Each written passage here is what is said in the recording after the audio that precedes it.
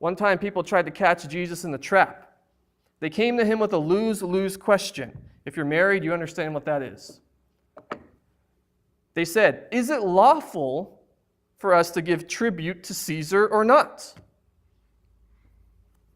Now here's the dilemma. If Jesus said no, don't give tribute to Caesar, then they would call the Romans, and the Romans would come after Jesus for encouraging the people not to pay taxes. So that's a lose. But if Jesus said, yes, it is lawful for you to pay your taxes to Caesar, then the people would go to the Jews and say, hey, look at this guy. He's against the Jews. He's against us because he's for Caesar. And then the Jews would be sicked on Jesus. So it's a lose-lose. No, don't give him taxes. Well, then the Romans are after him. Yes, give him your taxes. Well, then the Jews are after him. So what does he do? Jesus was far too smart for these silly games, these word games. And so he asked them, he said, bring a coin to me.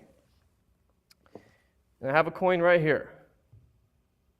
I don't know if you can see that, but it has an inscription there of Caesar on it. It's a replica Roman coin. And Jesus took it and he inspected it. He asked them to inspect it, and he asked them a question. Whose likeness and inscription does it have? Well, they looked on it and they said, well, that's a inscription and likeness of Caesar. It's Caesar's.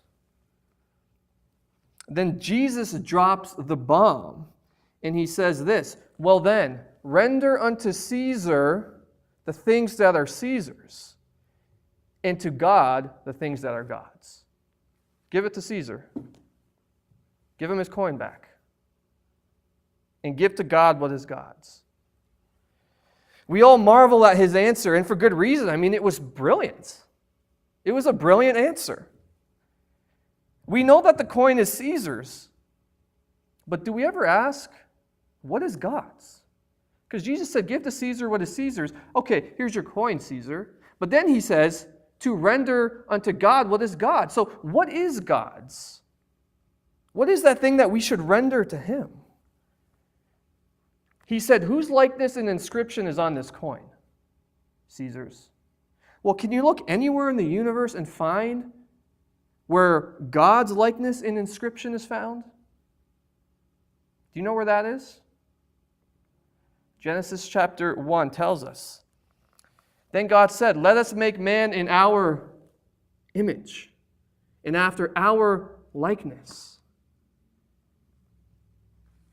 Render to God the things that are God's. Whose inscription do you have? God's. God's. Made in his image. It's you. You are the thing that needs to be rendered to God. You bear the image and likeness of God. And that's why Paul tells us to present our bodies as living sacrifices to him, because you are the image of God, and God wants his. Does that make sense?